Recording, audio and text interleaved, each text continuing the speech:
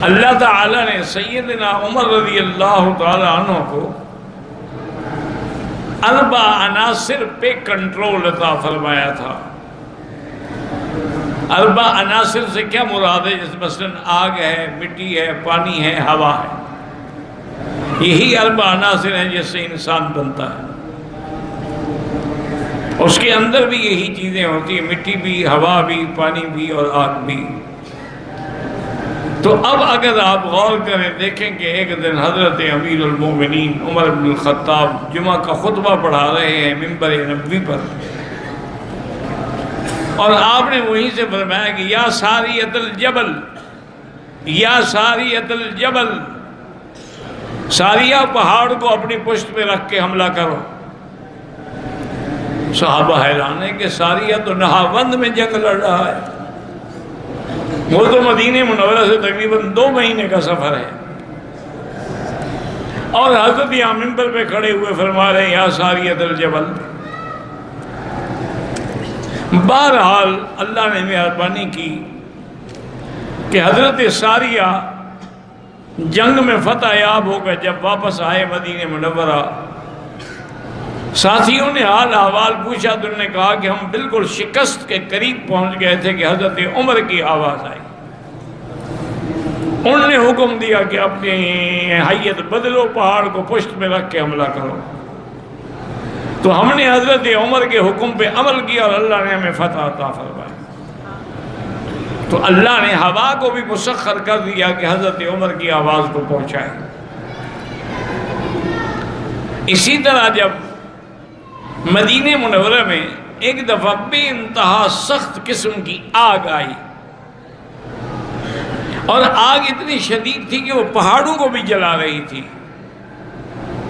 آج بھی آپ اگر مدینہ منورہ جائیں انشاءاللہ تو ایئرپورٹ روڈ جو ہے نا، اس میں جب آپ اور آگے جائیں گے تھوڑا 5-10 کلومیٹر تو اب بھی وہ پہاڑ موجود ہے، آدھا جلا ہوا ہے اور آدھا بچا ہوا ہے۔ آگ سے آدھا سیاہ ہو کے جل گیا۔ حضرت عمر رضی اللہ تعالیٰ عنہ کو اطلاع ملی کہ حضرت ایک آگ آ رہی ہے، اللہ عالم کیسا عذاب الہی ہے کہ وہ پتھروں کو بھی جلا رہی ہے اور مدینے کی طرف بڑھ رہی ہے۔ حضرت عمر رضی اللہ تعالیٰ عنہ گھوڑے پہ سوار ہوئے، گھوڑا دوڑایا اور وہاں پہنچے، دیکھا کہ بالکل آگ تو پہاڑوں کو بھی جلا رہی ہے۔ تو آپ نے اپنے درہ مارا آگ پہ اور کہا کہ تمہیں پتہ نہیں کہ آگے حدود حرم محمد مصطفیٰ ہے، رک جاؤ یہیں۔ تو جہاں حضرت عمر کا درہ لگا وہیں آگ ختم ہو گئی۔ آج بھی وہ جگہ موجود ہے، علامات موجود ہیں۔ تو اللہ نے آگ کو بھی آپ کے مسخر فرما دیا۔ اسی طرح حضرت عمرو بن العاص جب گورنر تھے مصر کے، چونکہ حضرت عمر نے بڑے عظیم انتظامات کیے تھے اپنے زمانہ اقتدار خلافت میں، آپ نے تقریباً 1036 نئے شہر آباد کیے، اور اسی طرح آپ نے تقریباً 4000 نئی مساجد تعمیر کرائی، اور ان میں خطباء اور ائمہ اور مدرسین کا انتظام فرمایا۔ اسی طرح آپ نے نظام عدل قائم فرمایا۔ اسی طرح آپ نے اپنے ملک کو صوبوں میں تقسیم کیا، چونکہ اب تو 22 مربع میل پہ حکومت ہو چکی تھی۔ حضرت عمر کے زمانے میں یعنی آپ دیکھیں کہ مصر ہے، شام ہے، عراق ہے، کردستان ہے، آرمینیا ہے، تبرستان ہے، یہ سارے حضرت عمر کے زمانے میں فتح ہو گئے۔ اصل میں خندق والے دن حضور نے فرمایا تھا کہ اوتیت مفاتیح الشام، اوتیت مفاتیح الیمن، اوتیت مفاتیح کسریٰ، اللہ نے مجھے ان ملکوں کی چابیاں دی ہیں۔ یہ اشارہ تھا کہ یہ ملک فتح ہوں گے۔ تو اللہ کی شان یہ ہے کہ حضور کا فرمان حضرت عمر کے ہاتھوں پورا ہوا اور ملک فتح ہوئے، اور حضرت نے پھر ہر جگہ گورنر بھیجے، اور گورنروں کو بھی ہدایت کی کہ تمہارے دروازے پر کوئی دربان نہ ہو اور کسی کو ملنے سے روکا نہ جائے۔ سادہ کپڑے پہننے ہیں، سادی روٹی کھانی ہے، تاکہ کسی کو احساس نہ ہو کہ ہم غریب ہیں اور گورنر مزے سے کھا رہے ہیں۔ حضرت عمرو بن العاص نے مصر کے گورنر تھے، ان کے پاس کچھ لوگ آئے مصر کے، انہوں نے کہا حضرت ہماری یہ عادت ہے کہ ہم محرم کی 11 تاریخ کو ایک نوجوان کنواری لڑکی بالکل زیوروں سے لدی ہوئی دریائے نیل کے سپرد کرتے ہیں، دریائے نیل کی نظر کرتے ہیں، اور وہ دریائے نیل میں اس کو دفن کیا جاتا ہے۔ اگر ہم ایسا نہ کریں تو دریائے نیل میں پانی نہیں آتا۔ اب آپ آ گئے، اسلام آ گیا، اب بتائیں ہم کیا کریں؟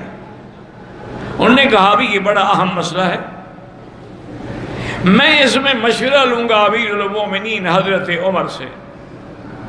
انہوں نے پیغام بھیجا،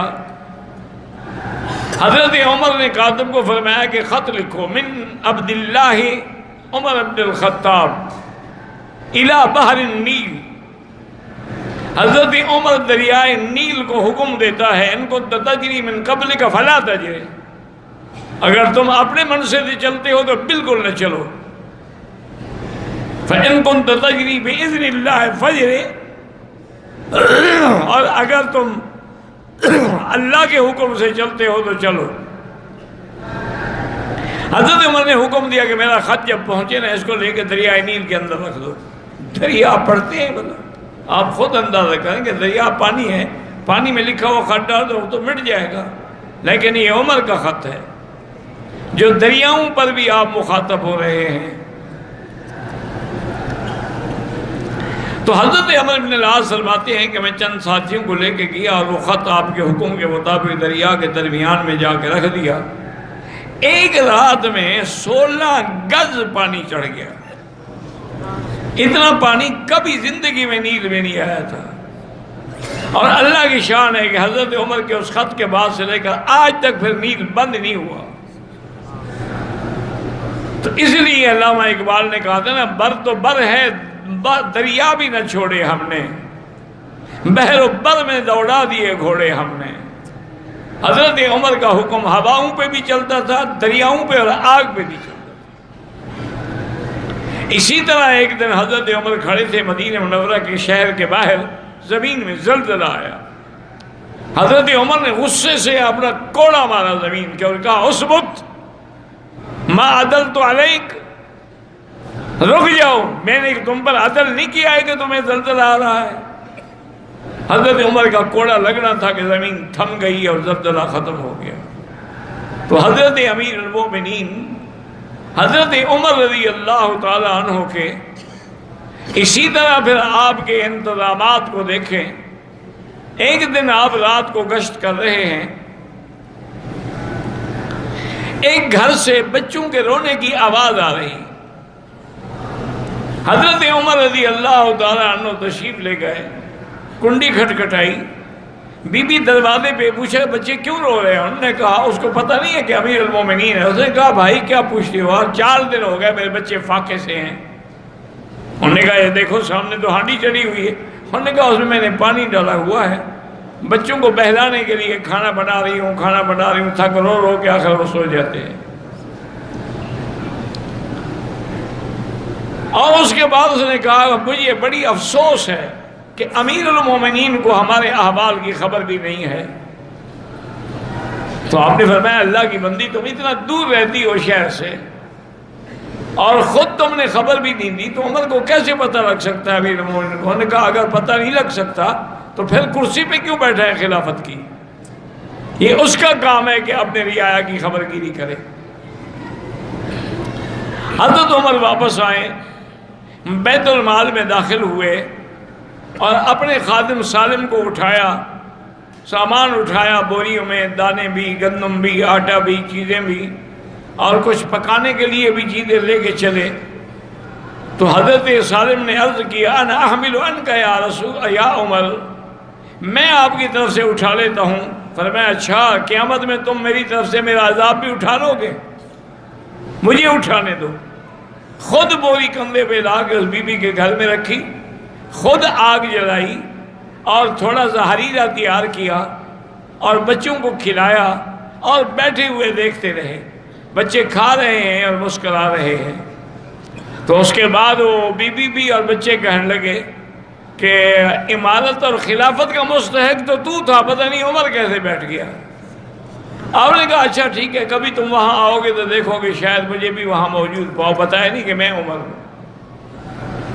اسی طرح سے ایک دفعہ آپ رات کو گشت پہ نکلے ہیں، دیکھا ہے کہ بچہ رو رہا ہے اور عورت اس کو چپ کرا رہی ہے، لیکن بچہ چپ نہیں کرتا۔ حضرت عمر نے دروازہ کھٹکھٹایا اور پوچھا بی بی کیوں بچے کو رلا رہی ہے؟ اس نے کہا بچے کو میں تھوڑا رلا رہی ہوں، یہ تو عمر رلا رہا۔ اس نے کہا عمر کیسے رلا رہا ہے؟ اس نے کہا کہ آپ نے وظیفہ، حضرت عمر نے وظیفہ مقرر کیا ہے کہ بچہ پیدا ہو تو ماں کو تو وظیفہ ملتا ہے، لیکن بچے کو وظیفہ اس وقت ملتا ہے جب اس کا دودھ چھڑایا جاتا ہے، تو میں کوشش کر رہی ہوں جلدی کہ یہ دودھ چھوڑ دے تاکہ اس کو وظیفہ ملے۔ حضرت عمر روتے ہوئے واپس آئے اور کہنے لگے کہ عمر اپنے آپ سے مخاطب ہوئے کہ عمر قتلتا اولاد الناس، پتہ ہے تم نے کتنے بچوں کو مار ڈالا ہوگا۔ اور صبح سے اعلان کر دیا کہ جیسے ہی بچہ پیدا ہو، جب ماں کا بھی وظیفہ ہوگا اور مولود کا بھی وظیفہ جاری ہوگا۔ تو حضرت عمر رضی اللہ تعالیٰ نے یہ حکم جاری فرما دیا۔ اسی طرح ایک دفعہ رات کو گشت کر رہے ہیں، دیکھا کہ خیمہ لگا ہوا ہے، باہر ایک آدمی بیٹھا ہے اور خیمے کے اندر سے کسی عورت کے کچھ کرانے اور رونے کی آواز بھی آ رہی ہے۔ حضرت عمر قریب گئے، فرمایا کون ہو؟ نے کہا حضرت میں مسافر ہوں، لیکن اتفاق کی بات ہے کہ سفر میں میری بیوی جو ہے نا اندر اس وقت زچگی کی حالت میں ولادت ہونے والی ہے، اور کوئی عورت نہیں، کوئی سامان نہیں، کوئی اسباب نہیں، میں اللہ کے آگے بیٹھے دعا کر رہا ہوں۔ اور فرمایا کہ اچھا ٹھیک ہے۔ آپ جلدی سے گھر آئے، اپنی بیوی ام کلثوم بنت علی رضی اللہ تعالی عنہ، حضرت علی کی بیٹی ام کلثوم آپ کی بیوی تھی، اٹھایا، کہا ام کلثوم آج ایک موقع آ گیا جنت کمانے کا۔ اور نے کہا کیا بات ہے؟ اس طرح ایک بیچاری ولادت کی مشکل میں ہے اور اس کے پاس کوئی عورت نہیں ہے۔ ام کلثوم نے سامان اٹھایا ولادت کے لیے، جو چیزیں ضروری ہوتی ہیں، کچھ کھانے کی، کچھ پینے کی، کچھ کپڑے، کچھ لباس، کوئی چادریں لے کے آئی اور اندر داخل ہو گئی۔ اب وہ بندہ بیچارہ مسافر پریشانی، یہ کون اللہ کا فرشتہ رحمت کا بن کے آ گیا، عورت کو لے کے بھی آ گیا ہے۔ تھوڑی دیر گزری تو اندر سے آپ کی بیوی نے آواز دی کہ یا امیر المومنین ابشر اخیک بغلام، اپنے بھائی کو خبر دے دو کہ اللہ نے اس کو لڑکا دیا ہے۔ اب وہ بیچارہ تو کانپنے لگ گیا کہ آپ امیر المومنین ہیں۔ حضرت فرمایا اللہ کے بندے، امیر المومنین ہونے کا کیا مطلب ہے؟ کہ اپنے بھی آیا کہ ہر دکھ کا خیال رکھے، اگر میں نے کچھ کیا ہے تو یہ میرے فرائض میں شامل ہے، میں نے کوئی احسان نہیں کیا ہے تم پر، اس کے بعد بھی تمہیں کوئی ضرورت ہو تو مدینہ منورہ میں میرے پاس آ جاؤ۔ تو حضرت عمر رضی اللہ تعالی عنہ ہر چھوٹی سے چھوٹی اور بڑی سے بڑی بات کا خیال رکھتے ہیں۔ اسی طرح ایک دن آپ رات کو گشت کر رہے ہیں، دیکھا کہ ایک عورت اپنی بیٹی کو کہہ رہی ہے کہ بیٹی دودھ میں پانی تھوڑا ملا دو، کچھ دودھ بڑھ جائے گا، 4 پیسے زیادہ مل جائیں گے، تمہارا گزارا ہو جائے گا۔ اس نے کہا کہ نہیں، عمر نے منع کیا ہے کہ دودھ میں پانی مت ملایا کرو۔ اور نے کہا تم عجیب لڑکی ہو۔ این عمر هل ينظر عمر، عمر دیکھ رہا ہے؟ انہوں نے کہا رب عمر ينظر، عمر تو نہیں دیکھ رہا، عمر کا خدا دیکھ رہا ہے، میں پانی نہیں ملاؤں گی۔ تو حضرت اس مکان پہ ایک نشانی لگا کے آ گئے اور صبح کو ان کو پیغام بھیجا کہ آپ کی لڑکی جو ہے میں اپنے بیٹے عاصم کے لیے لینا چاہتا ہوں، میں اس کو بہو بنانا چاہتا ہوں۔ انہوں نے پوچھا کہ وجہ کیا؟ انہوں نے کہا میں نے رات بات سن لی تھی تمہاری بچی کی، اس کا عقیدہ اور اس کی دیانت دیکھ کر میں مجبور ہوا ہوں کہ میں اس کو اپنی بہو بنا دوں۔ تو وہ حضرت کی بہو بن کے، امیر المومنین کی بہو بن کے امیر المومنین کے گھر میں آ گئی۔ اللہ کی شان دیکھیں، یہ حضرت عمر بن عبدالعزیز جو ہیں ان کی نواسی کی اولاد میں سے ہیں۔ تو سیدنا عمر رضی اللہ تعالی عنہ نے ہر مسئلے میں ایک اور عجیب واقعہ مدینے میں پیش آیا۔ ایک پرنارہ لگا ہوا تھا حضرت عباس کے مکان پہ، وہ مکان جو ہے مسجد نبوی کے قریب تھا۔ اچھا کبھی بارش ہو جاتی نا تو پانی جب گرتا تو نمازی بڑے پریشان ہوتے تھے۔ حضرت عمر رضی اللہ تعالیٰ عنہ تشریف لائے، حکم دیا کہ پرنالہ اکھاڑ لو۔ پرنالے کو اکھاڑ لیا گیا۔ حضرت عباس باہر گئے ہوئے تھے، واپس تشریف لائے تو دیکھا کہ پرنالہ نہیں ہے۔ پوچھا کہ پرنالہ کس نے اکھاڑا ہے؟ انہوں نے کہا عمر نے اکھاڑا ہے۔ انہوں نے کہا اچھا، اس کو کیسے جرأت ہوئی کہ میرے مکان میں میری اجازت کے بغیر میرا پرنالہ اتار لے؟ ابی ابن کعب جو ہیں اس وقت قاضی تھے مدینے کے، اس نے آ کے ان کی عدالت میں دعویٰ دائر کیا عمر کے خلاف۔ قاضی نے آپ کو طلب کیا۔ حضرت عمر نے کہا کہ حضرت میں نے اپنی ذاتی ضرورت کے لیے نہیں اتارا، یہ جب بارش ہوتی ہے پانی گرتا ہے تو نمازی جب گزرتے ہیں تو ان کے کپڑے خراب ہو جاتے ہیں، راستہ خراب ہو جاتا ہے۔ لیکن حضرت عباس نے کہا، قاضی سے نے کہا حضرت یہ پرنالہ میں نے نہیں رکھا، یہ پرنالہ حضور نے اپنے ہاتھ سے میرے مکان پہ رکھا تھا، مجھے اس لیے دکھ ہے کہ اسے وہ پرنالہ اتارا ہے جو حضور پاک نے رکھا تھا۔ حضرت عمر نے قاضی سے کہا کہ حضرت آپ فیصلہ نہ کریں، اب میں فیصلہ خود کروں گا۔ حضرت عباس کو لے کے آگئے اور آ کے کہنے لگے عباس بات سنو، میں دیوار کے ساتھ کھڑا ہو جاتا ہوں، میرے کندھے پہ سوار ہو کے پرنالہ رکھو۔ تو اب حضرت عمر دنیا دیکھ رہے، امیر المومنین دیوار کے ساتھ کھڑے، حضرت عباس کندھے پہ چڑھے ہوئے پرنالہ لگا رہے۔ جب پرنالہ لگ گیا حضرت عباس نیچے اترے، انہوں نے کہا امیر المومنین بات یہ ہے آپ نے جو کچھ کیا وہ ٹھیک ہے، میں بھی صرف احقاق کے حق کے لیے دعویٰ کیا تھا کہ کیا قاضی عدل کرتا ہے یا نہیں کرتا ہے، ورنہ میں بھی جانتا ہوں کہ اس پرنالے سے لوگوں کو تکلیف ہوتی ہے، لہذا یہ پورا مکان میں نے مسجد نبوی کے لیے وقف کر دیا، آپ میرے مکان کو توڑ کے مسجد میں شامل کر دیں۔ تو وہ مکان بھی الحمدللہ مسجد نبوی میں شامل ہو گیا۔ تو حضرت عمر رضی اللہ تعالیٰ عنہ کبھی اتنے گھبرا جاتے تھے کہ ایک دن جنگل میں لیٹے ہوئے ہیں اور کہہ رہے ہیں کہ یا عمر انت وزی رفعک اللہ، انت ذال ہداک اللہ، انت ذلیل اعزک اللہ۔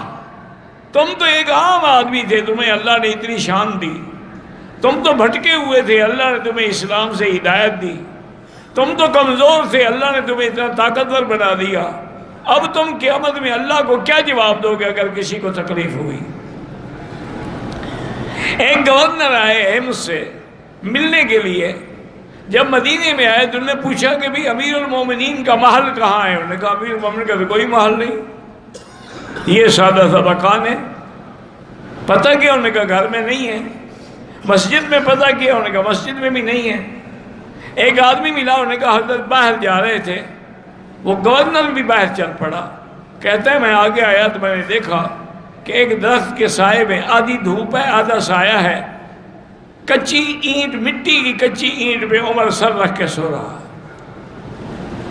وہ گورنر کھڑا ہو کے حیران ہو کے کہتا ہے کہ یا عمر عدلتا امنتا فنمتا، عمر تم نے عدل کیا، امن قائم کر دیا، اس لیے ہم مزے کی نیند بھی سو رہے ہو۔ ایک ہم ہے کہ پہرے لگا کے سوتے ہیں، چونکہ ہم نے عدل نہیں کیا۔ اگر ہم عدل کرتے تو ہمیں کسی کا کیا ڈر ہوتا، کسی کا کیا خوف ہوتا۔ اسی طرح سے جو عظیم تاریخی واقعہ ہے کہ حضرت ابی عبیدہ بن الجراح لشکر لے کر جب بیت المقدس پہ چڑھائی کی، یہودی جو ہے نا جی وہ قلعوں میں بند ہو گئے، اور ان کے بعد تقریباً 2 4 6 مہینے کا راشن بھی موجود تھا۔ اب حضرت ابی عبیدہ نے بھی 1 مہینے تک محاصرہ جاری رکھا، لیکن فائدہ کوئی نہیں، قلعہ فتح نہیں ہو سکتا تھا۔ تو وہاں کے راہب جو ہیں، علماء جو تھے، انہوں نے ابی عبیدہ سے پیغام بھیجا کہ ہم آپ کو ملنا چاہتے ہیں۔ ابو عبیدہ نے کہا کہ ٹھیک ہے، بالکل میں ملنے کے لیے حاضر ہوں۔ جب وہ علماء تشریف لے آئے تو انہوں نے کہا کہ دیکھو ابی عبیدہ، یہ ہم نے اپنی سابقہ کتابوں میں پڑھا ہے اس شہر کو ماں سوائے حضرت عمر کے کوئی فتح نہیں کر سکتا۔ آپ نے فرمایا فزت ورب الکعبہ، مجھے رب کعبہ کی قسم ہے پھر ہم کامیاب ہو گئے، ہمارا امیر المومنین بھی تو عمر ہے۔ انہوں نے کہا اس طرح نہیں، آپ حضرت عمر کو بلائیں، ہم اپنی کتابوں کے مطابق ان کی نشانیاں دیکھیں گے، اگر واقعی وہ وہی عمر ہے جس کا ذکر تورات و انجیل میں ہے، چونکہ جیسے حضور کا ذکر تھا کتابوں میں، حضور کے صحابہ کا بھی ذکر تھا، اس لیے قرآن کہتے ہیں ذَلِكَ مَثَلُهُمْ فِي التَّوْرَاةِ وَمَثَلُهُمْ فِي الْإِنجِيلِ۔ ابو عبیدہ نے حضرت عمر کو اطلاع بھیجی کہ حضرت یہ معاملہ ہے، اب یہ مسئلہ آپ کے آنے کے بغیر حل نہیں ہو سکتا۔ حضرت عمر روانہ ہوئے، لیکن غلام کے ساتھ شرط کی کہ بھئی ایک منزل تم پیدل چلو گے، میں اونٹ پہ سواری کروں گا، پھر اگلی منزل میں پیدل چلوں گا، تم اونٹ پہ سواری کرو گے۔ اس طرح سفر کرتے کرتے کرتے آپ وہیں پہنچ گئے۔ ابی عبیدہ نے آپ کا استقبال کیا رضی اللہ تعالی عنہ وارضاہ، اور اس کے بعد ابو عبیدہ نے عرض کیا کہ امیر المومنین کل فلاں وقت میں ان کے علماء اپنی کتابیں لے کے آئیں گے، ہماری ایک درخواست ہے کہ آپ کے کپڑوں میں پیبند لگے ہوئے ہیں، کپڑے بھی میلے ہو چکے ہیں، اگر آپ مہربانی کر کے کل ایک اچھا جوڑا پہن لیں اور اس مریل اونٹنی کے بجائے ایک بہترین گھوڑے پہ سوار ہو کے چلیں تاکہ پتہ تو لگے کہ امیر المومنین ہیں۔ اور میں اچھا، تو آپ نے لباس بدلا اور گھوڑے پہ سوار ہونے کے لیے رکاب میں پاؤں رکھا، ایک پاؤں رکھا، بھی بیٹھے نہیں تھے، اور چھلانگ مار کے واپس اترے اور کہا ہلاک عمر، ہلاک عمر، ہلاک عمر، عمر برباد ہو گیا، اور حکم دیا کہ میرے کپڑے لے آؤ۔ وہی کپڑے پرانے لائے گئے، وہی پہنے، اسی اونٹنی پہ بیٹھ کے آپ روانہ ہوئے۔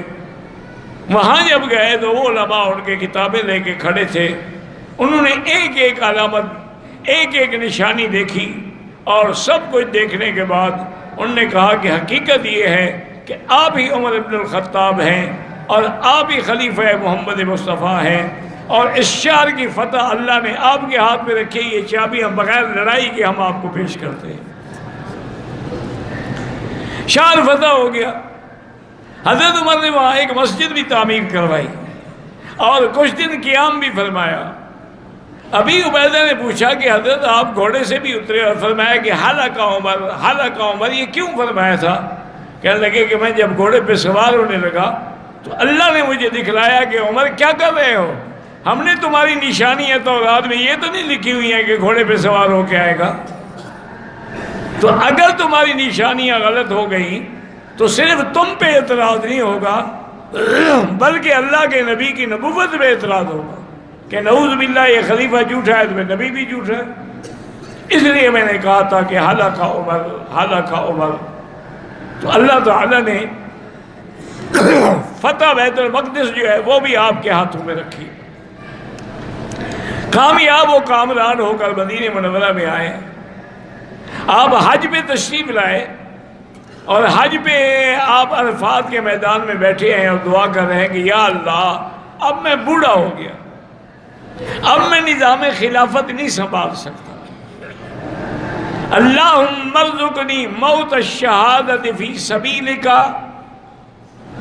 اللہ مجھے موت بھی شہادت کی دے اور دفن بھی مجھے مدینہ منورہ کا نصیب ہو۔ یہ دعائیں کرتے رہے سارے راستے میں۔ بہرحال آپ مدینے میں حج کے بعد تشریف لے آئے۔ ایک دن صبح کی نماز میں آپ نماز پڑھانے کے لیے حرم میں مسجد میں آئے، آپ نماز میں صفیں ٹھیک کر رہے ہیں کہ ایک دشمن ایرانی النسل تھا، ابو لؤلؤ فیروز المجوسی، ابو لؤلؤ اس کی کنیت تھی، فیروز اس کا نام تھا، وہ مجوسی تھا اور ایرانی النسل تھا۔ اس نے زہر میں بجھایا ہوا خنجر چھپایا ہوا تھا، اس نے حضرت عمر رضی اللہ تعالیٰ عنہ پہ جب آپ محراب میں تھے حملہ کیا، اور پورا ایک طرف سے دوسری طرف تک کاٹ دیا اور آپ کی آنتیں مبارک باہر آ گئی. اور اسی اثنا میں پہلی صف کے لوگوں نے اس کو پکڑنے کی کوشش کی، لیکن اس میں 13 آدمی زخمی ہوئے، جن میں 9 جو تھے وہ شہید ہو گئے. اس عالم میں بھی حضرت عمر کو نماز کا خیال تھا. اپنے بیٹے کو حکم دیا کہ آگے بڑھو اور نماز پڑھاؤ. تو ان کے بیٹے نے جب نماز پڑھائی اور صحابہ کو آواز سمجھ نہ آئی کہ یہ عمر کی آواز تو نہیں ہے، لیکن ان کو پتہ نہیں تھا، جو پیچھے والے صفوں والے تھے ان کو تو پتہ ہی نہیں لگا کہ کیا ہو چکا ہے. نماز ہونے کے بعد دیکھا کہ حضرت عمر تو شہید ہے اور منبر محراب نبوی جو ہے خون سے لت پت ہے. حضرت عمر رضی اللہ تعالیٰ نے بیٹے کو بلایا، طبیب آ گئے، ان نے پینے کے لیے دوائی دی تو باہر نکل آئی. انہوں نے کہا کہ بچنے کی کوئی امید نہیں ہے. حضرت عمر نے فرمایا کہ دیکھو اب ان باتوں کو چھوڑو، میرے بعد حضرت عثمان ہیں، حضرت علی ہیں، حضرت سعد ہیں، حضرت طلحہ ہیں، عبد الرحمن بن عوف ہیں. ان 6 آدمیوں کی میں کمیٹی بناتا ہوں. میں اگر کسی کو خلیفہ نہ بناؤں تب بھی سنت ہے کہ حضور نے اپنا خلیفہ کسی کو مقرر نہیں کیا تھا، اور اگر میں خلیفہ مقرر کر دوں تب بھی جائز ہے کہ حضرت ابو بکر نے اپنا خلیفہ عمر کو بنایا تھا. لیکن میں 6 آدمیوں کی کمیٹی بناتا ہوں. یہ کمیٹی غور کرے، پورے مدینے والوں کی رائے معلوم کرے، پھر جس کی رائے پہ اتفاق ہو جائے اس کو خلیفہ بنایا جائے. اور آپ نے بیٹے کو آپ نے بلایا اور کہا کہ دیکھو بات سنو، تم فوراً جاؤ سیدہ عائشہ صدیقہ رضی اللہ عنہا کے دروازے پر، اور اس کو یہ نہ کہنا کہ امیر المومنین، اس کو کہنا عمر نے مجھے بھیجا ہے اور درخواست کرتے ہیں کہ اگر آپ اجازت دے دیں تو میں آپ کے حجرے میں دفن ہو جاؤں. جب آئے تو بی بی عائشہ رو رہی تھی، ان کو پتہ لگ گیا تھا کہ حضرت عمر کا یہ عالم ہے.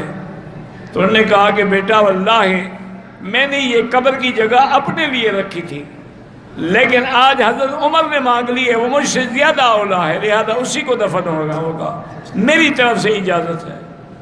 حضرت عمر کے پاس آئے اور کہا کہ ابشری یا امیر المومنین، سیدہ عائشہ راضی ہو گئی ہیں اور اجازت دے دی ہے. فرمایا اس طرح نہیں، مجھے جب میں فوت ہو جاؤں، مجھے تجہیز و تکفین ہو جائے تو میری میت لے کے عائشہ کے دروازے پہ رکھنا. ہو سکتا ہے مجھے امیر المومنین سمجھ کے اجازت دے دی ہو.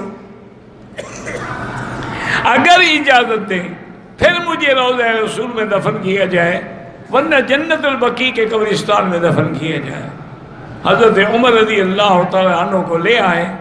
انہوں نے آ کے کہا، بی بی عائشہ نے روتے ہوئے کہا کہ میں نے اجازت دے دی ہے، اب یہاں حضرت عمر کا حق ہے، اور اللہ کے نبی کی پیشین گوئیاں جو تھی وہ بھی پوری ہو گئی کہ خلقنا من تربۃ واحدۃ، کہ ہم ایک مٹی سے پیدا ہوئے ہیں، میں، ابو بکر اور عمر، اور ایک ہی جگہ ہم دفن ہوں گے اور قیامت میں ہم ایک ہی جگہ سے کھڑے ہوں گے. تو آج اللہ کے نبی کی پیشین گوئی بھی پیاری ہو گئی، اور شہید محراب حضرت عمر رضی اللہ تعالیٰ عنہ حضور کے قدموں میں دفن ہو گئے. آپ اندازہ کریں 22 لاکھ مربع میل پہ حکومت کرنے والا عمر جب فوت ہوتا ہے 86,000 درہم قرضہ ہے آپ پر، قرضہ چھوڑ کے مرے ہیں. اور آپ نے وصیت کی تھی کہ میرا جو مکان ہے بیچ دو اور قرض ادا کرو. تو آپ کا مکان فوراً بیچا گیا اور آپ کا قرضہ جو ہے وہ ادا کیا گیا. اس کے علاوہ یعنی آپ نے کوئی جائیداد نہیں چھوڑی ہے. رضی اللہ تعالی عنہ وارضاہ. اللہ تبارک و تعالی نے آج یعنی مراد نبی کو میں شہید محراب کو دفن بھی کہاں ملا؟ روضہ محمد مصطفیٰ میں، جو جنت کا ٹکڑا ہے. ما بیتی و منبری روضۃ من ریاض الجنہ. رضی اللہ تعالی عنہ وارضاہ.